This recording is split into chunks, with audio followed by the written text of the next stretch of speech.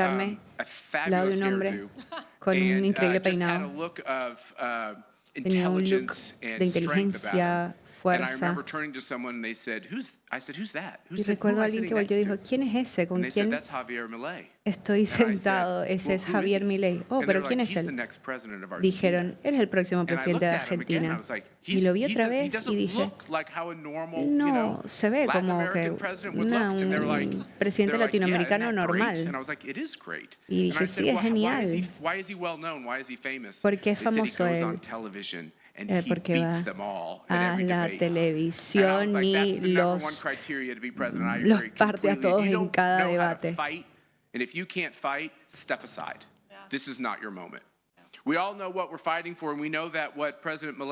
No sabemos por qué estamos peleando, pero sí sabemos por qué ha peleado.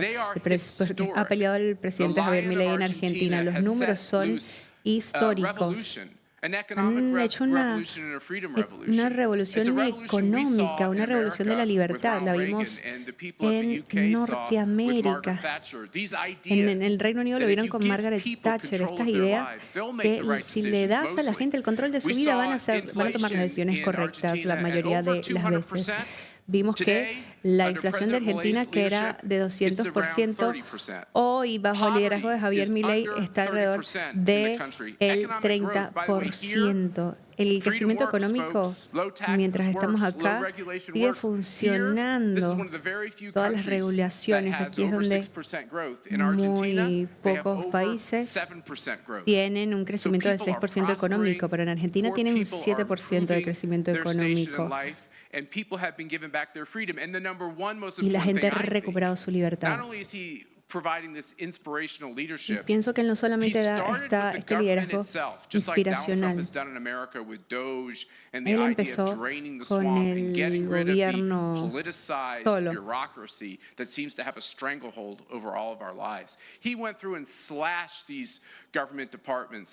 Milei fue a cortar con todos estos departamentos gubernamentales. Va a haber altibajos. Y entendemos que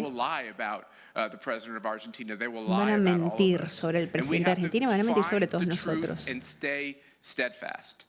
Pero hay que encontrar la verdad, así que es un gran honor para nosotros tener este gran líder inspirador, que no solamente habla, sino acciona e inspira la libertad alrededor del mundo. Por favor, acompáñame, presidente Javier Milei.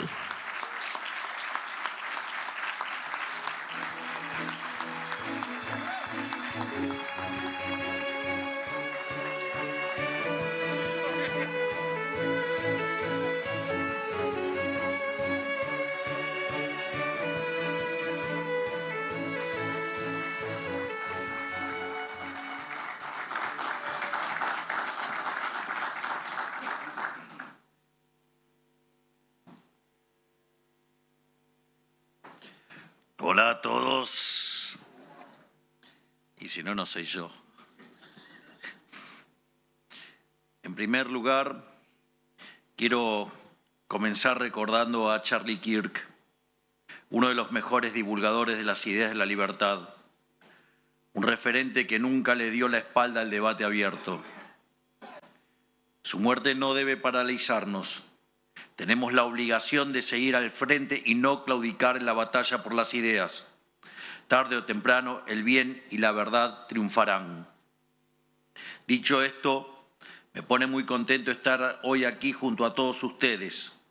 Me alegro mucho de que CIPAC, la cumbre derechista más importante del planeta, haya llegado a Paraguay y espero que pronto esté presente en toda Sudamérica, dando la batalla cultural a lo largo y a lo ancho del continente. En Argentina comenzamos a celebrar la cumbre de CIPAC desde el año pasado, en una jornada verdaderamente histórica para las ideas de la libertad de nuestro país y que esperamos con ansias poder repetir o incluso superar. Gracias a Soledad Cedro, CEO regional de CIPAC, por haberme invitado y también gracias a todos los que han venido a escucharme.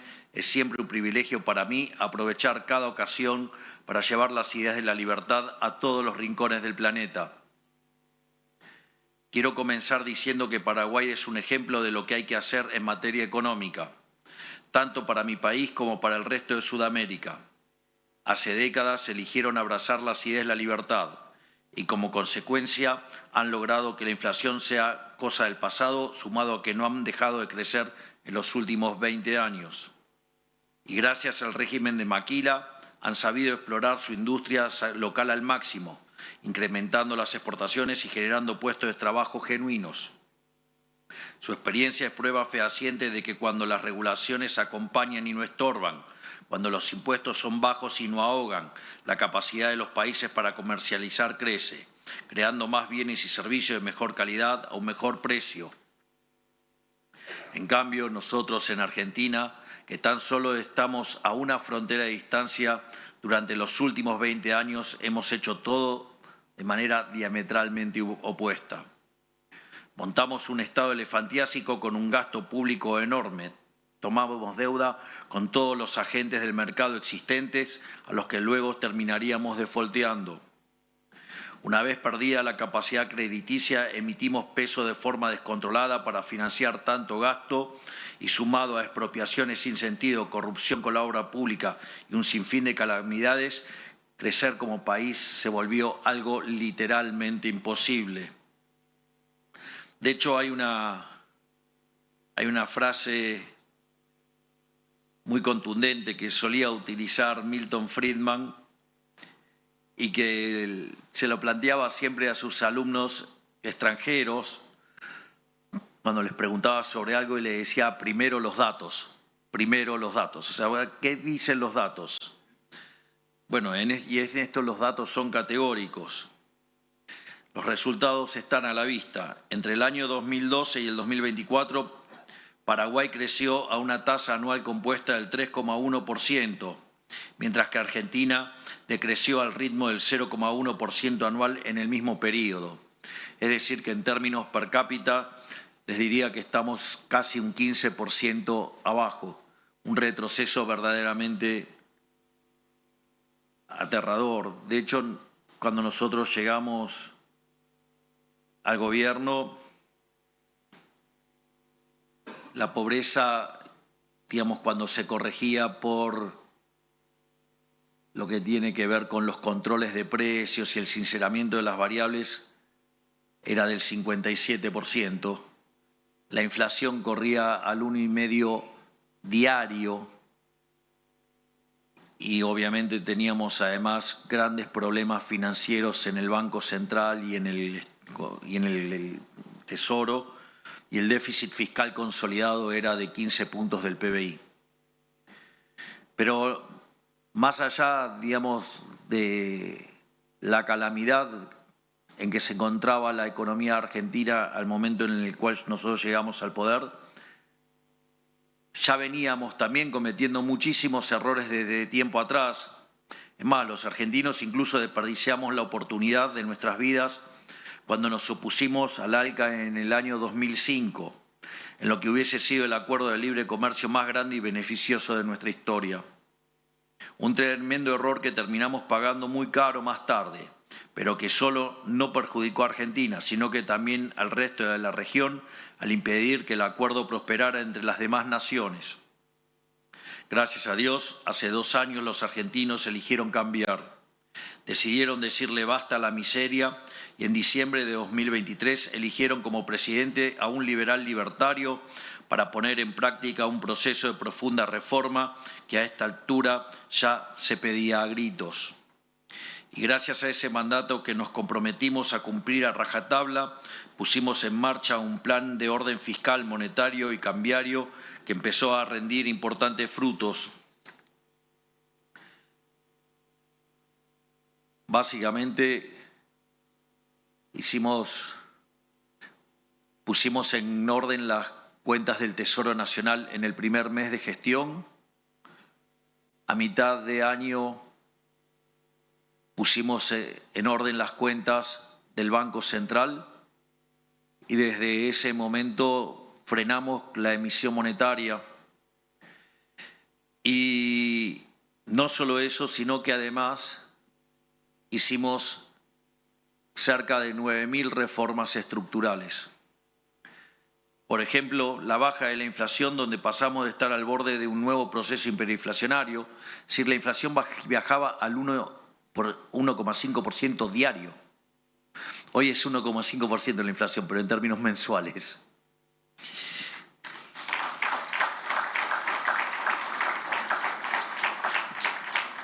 Y esto permitió, que deje de ser un flagelo para la Argentina.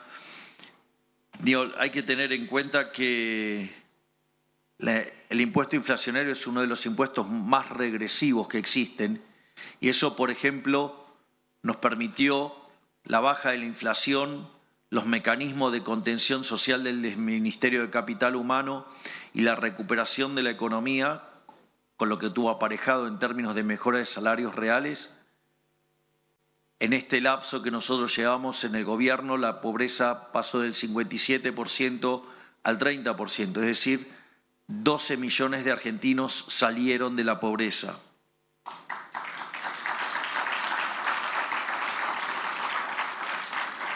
Y en materia de indigencia, hoy 6 millones de argentinos que antes no comían, hoy sí comen porque salieron de la indigencia. A su vez, en paralelo, somos el primer gobierno en los últimos 123 años de historia que tiene déficit cero después del pago de intereses. Entendimos que la raíz de todos los males de la economía argentina era el déficit fiscal, producto de la adicción al gasto público. Al igual que Paraguay, entendimos que equilibrar las cuentas y mantenerlas en orden debía ser la columna vertebral de cualquier proceso de cambio genuino. Al fin y al cabo, ningún proyecto, cualquiera sea su tipo, puede construirse sobre la base de gastar más de lo que se recauda. Las veces que se ha intentado ha terminado indefectiblemente en catástrofe, tal cual ha quedado registrado en la triste historia de nuestro país durante el último siglo. De hecho, Argentina ha probado esa receta, que tiene el nombre de la receta keynesiana, que no es ni más ni menos que decir que es bueno el déficit fiscal, que es bueno la manipulación de la tasa de interés vía política monetaria, regulaciones y cercenamientos de libertades y controles. Y la verdad es que Argentina probablemente haya sido el país que más lo aplicó en la historia. Y la consecuencia es clara, de ser un país desarrollado, después de casi un siglo de estar aplicando estas medidas descabelladas, Argentina se convirtió en un país subdesarrollado, una cosa nunca vista en la historia. Por eso, el modelo que proponemos nosotros está inspirado en las ideas de la libertad que hicieron grande a Occidente y que constituyen los cimientos de nuestra Constitución Nacional y que nos condujeron a nuestra era dorada a principios del siglo XX. Nosotros recurrentemente, al momento de presentar nuestras ideas, frecuentemente trabajamos con la definición del liberalismo de quien es nuestro máximo exponente de la historia del liberalismo argentino, que es el profesor Alberto Venegas Lynch, hijo, que además tenemos el privilegio de que uno de sus hijos, Berti, sea diputado nacional por la provincia de Buenos Aires, y ahora hemos logrado que su hermano Joaquín, decida meterse en el barro de la política para ser candidato a senador por la provincia de Entre Ríos, senador nacional. Así es que, estamos llenando el Congreso de liberales puros. Y es por eso que en ese contexto es que toma aún mayor sentido la definición del liberalismo de nuestro máximo prócer de las ideas de la libertad, que dice: el liberalismo es el respeto irrestricto del proyecto de vida del prójimo, basado en el principio de no agresión y en defensa del derecho a la vida, a la libertad y a la propiedad, cuyas instituciones son la propiedad privada, porque sin propiedad privada no hay mecanismo de precio y por ende no hay cálculo económico y eso conduce a la miseria. Mercados libres de intervención estatal, porque la intervención estatal lo que hace es contaminar la señal de precios.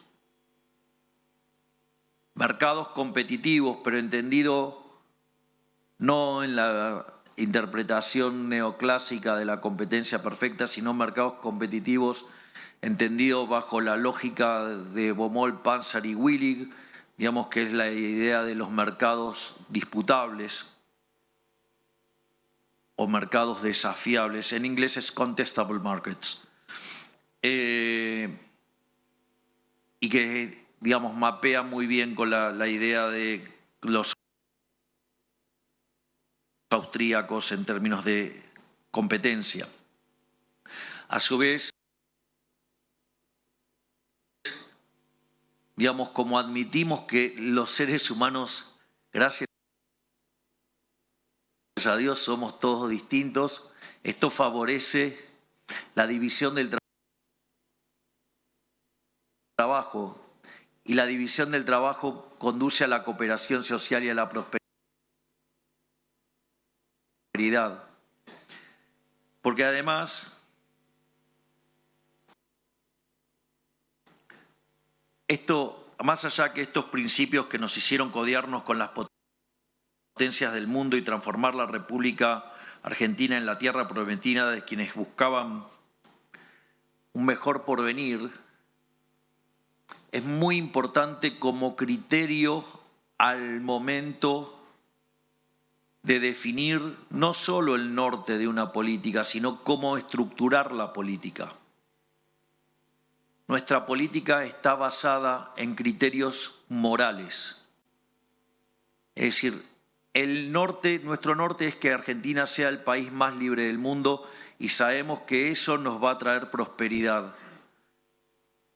Pero hasta ahí, digamos, es como pareciera muy abstracto. Y en realidad, lo que cuenta al momento de tomar las decisiones es trabajar con un marco moral. Porque cuando ustedes plantean las cuestiones en términos morales, no hay lugares para grises. Las cosas que están bien, y las cosas que están mal. Lo voy a hacer con, perdón que sea autorreferencial, pero es para mostrar cómo nosotros tomamos decisiones con criterios morales. Nosotros cuando recibimos el gobierno, el Banco Central generaba un déficit cuasi fiscal de 10 puntos del PBI, eso generaba inflación, eso generaba inestabilidad macroeconómica y Argentina como consecuencia de ello tenía un cepo cambiario, es decir, no era posible hacer transacciones en moneda extranjera libremente, sin que fuera perseguido brutalmente por el aparato represivo del Estado. De hecho, están las imágenes, digamos, del año 2023, gente que se les llama arbolitos, que hacen compra y venta de divisas en la calle y eran perseguidos por la policía. Y la realidad es que esos controles de cambio son verdaderamente siniestros, porque en primer lugar, si uno se gana su dinero de manera honesta, ¿qué potestad o qué facultad tiene un funcionario en decir en qué lo puede gastar o no uno? O sea, uno podría gastar el fruto de su trabajo en lo que le dé la gana mientras que sea legal. Ese es el primer punto. El segundo punto es que, dada la depreciación que se llevaba sistemáticamente la moneda, era una destrucción de riqueza feroz, porque fíjense que si alguien en el año 2001 tenía $1.000, digamos, si quieren hacerlo al precio de hoy, si tenía $1.400 y 1.400 pesos, si se quedó con los $1.400, tiene $1.400. Ahora si se quedó con los pesos, hoy tendría $1. Consecuentemente, eso significa que implicaría también una pérdida de riqueza enorme y por ende una pérdida de bienestar enorme. Además, los controles se ponen para fijar un precio artificialmente bajo y eso básicamente lo que genera es un exceso de demanda de divisas. Y la contracara de ese exceso de demanda de divisas es un exceso de oferta en el resto de la economía, ya sea un exceso de oferta en el mercado de bonos que deriva en que el precio de los bonos sea muy bajo y por ende la tasa de interés muy alta y por ende el riesgo país muy alto. De hecho, cuando nosotros ganamos las elecciones, el riesgo país estaba en los 3.000 puntos básicos. Ahora esas altas tasas de interés genera descoordinación, es decir, el riesgo país genera descoordinación intertemporal entre ahorro e inversión y eso hace que caiga tanto el consumo como la inversión y por ende hunde la actividad económica. Al hundirse la actividad económica se retrae la demanda de trabajo. Al retraerse la demanda de trabajo, los salarios o son licuados por la inflación o son atacados por el desempleo o alguna combinación de ambos. De hecho, digamos, los salarios en Argentina cuando nosotros llegamos estaban en torno a los $300, hoy están en torno a los $1.100, $1.200. Por otra parte, esa situación lo que hace es que se genere pobreza y de hecho cuando se sinceraban las variables, se pasaba de la frecuencia semestral a mensual y además se sinceraban los precios porque había controles de precios, la verdadera pobreza que nosotros heredamos era del 57%, es decir, una verdadera catástrofe. Por lo tanto, para nosotros era fundamental sanear el balance del Banco Central y liberalizar el mercado de cambios. Digamos, entonces frenamos con la emisión monetaria a mitad del año 2024 y después, en un programa inédito con el Fondo Monetario Internacional, procedimos a sanear el activo del Banco Central, porque básicamente lo que se hacía en Argentina es que los distintos gobiernos colocaban letras intransferibles en el Banco Central, títulos que no tenían valor de mercado y se llevaban los dólares y por lo tanto dejaban sin respaldo básicamente los pesos que andaban dando vuelta, es decir, una suerte de default sobre los pesos. Y eso básicamente técnicamente se resuelve vía mayor inflación, es decir, y eso era lo que pasaba en Argentina. Por lo tanto, no solo que había que cortar con el problema de la emisión, sino que además también no era solo el problema del flujo, sino que también que había que corregir el problema del stock.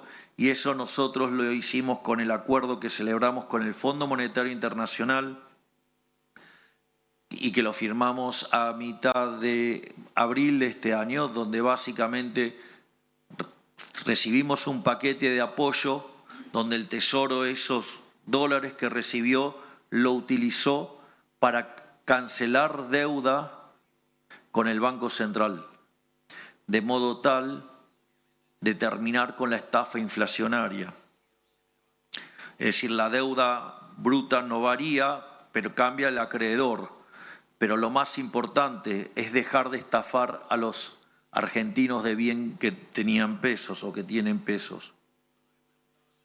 Cuando nosotros propusimos esto decían que no lo íbamos a hacer porque básicamente era el año electoral y que no había por qué correr este riesgo. Entonces, fíjense que ustedes ahí se enfrentan a una decisión de política económica donde tienen que pensar o en términos utilitaristas, ¿sí?, con una contraparte electoral, y por otro lado en hacer lo que es correcto, que es abrazar las ideas de la libertad y avanzar en la liberalización. Y así es que contra todo pronóstico que decían que nosotros no íbamos a levantar el cepo porque se trataba de un año electoral, cuando nosotros conseguimos el financiamiento que nos daba tranquilidad sobre el balance del Banco Central, básicamente nosotros decidimos quitar el cepo, porque no se negocia con el mal. Cuando ustedes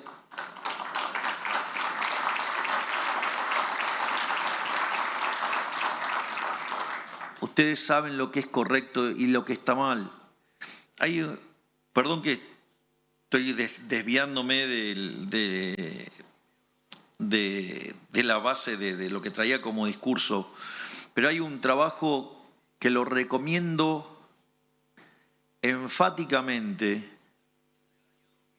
un trabajo del profesor Jesús Huerta del Soto que se llama La teoría de la eficiencia dinámica. Lo recomiendo, pero muy enfáticamente. De hecho, cuando lo condecoré en su visita a la Argentina, justamente hablé de la importancia de este trabajo del profesor Huerta de Soto. Porque el profesor Huerta de Soto lo que dice es, la teoría de la eficiencia dinámica tiene que ver con hallar aquel sendero que maximiza el crecimiento económico, vendría a ser. Pero lo que señala también es que algo que es eficiente no puede ser que sea injusto. Es decir, ustedes por el óptimo de Pareto o en nombre del óptimo de Pareto no pueden estar cometiendo injusticias y aberraciones porque supuestamente eso utilitaristamente le va a dar algo mejor. Y eso no tiene sentido. De hecho, hay un libro maravilloso de Israel Kirzner que se llama Capitalismo, Creatividad y Justicia Distributiva, que cuando arranca la discusión dice: sabemos que el sistema capitalista y libre de empresa es más productivo, ¿sí? Pero nos acusan de que el sistema es injusto. Y lo que dice Israel Kirzner es cierto que somos más productivos, somos más eficientes, pero si el sistema no es justo, no vale la pena defenderlo. Y lo que hace justamente en ese libro Israel Kirzner es mostrar que la combinación del principio de apropiación de Locke, sumado a la idea de Hayek de los mercados como proceso de descubrimiento, es decir, el capitalismo de libre empresa no solo es más eficiente, sino que además es el único sistema que es justo. Y lo que deviene del trabajo de Huerta de Soto es que si ustedes van y abrazan los valores justos, los valores éticos, la ética judeo-cristiana, que es la ética de Occidente, que es lo que está detrás del capitalismo de libre empresa, eso va a ser eficiente. Es decir, lo más interesante del trabajo de Huerta de Soto es que ustedes podrían meter a una economía en un sendero dinámicamente eficiente, es decir, que maximice el crecimiento económico y no necesitan saber de economía. Lo único que necesitan es abrazar los valores morales correctos, es decir, gobernar con criterios éticos y morales acorde a los valores de Occidente, es decir, la cultura judeo-cristiana, que es lo que está detrás de la base de los fundamentos del liberalismo, y es por eso que trae tanta prosperidad.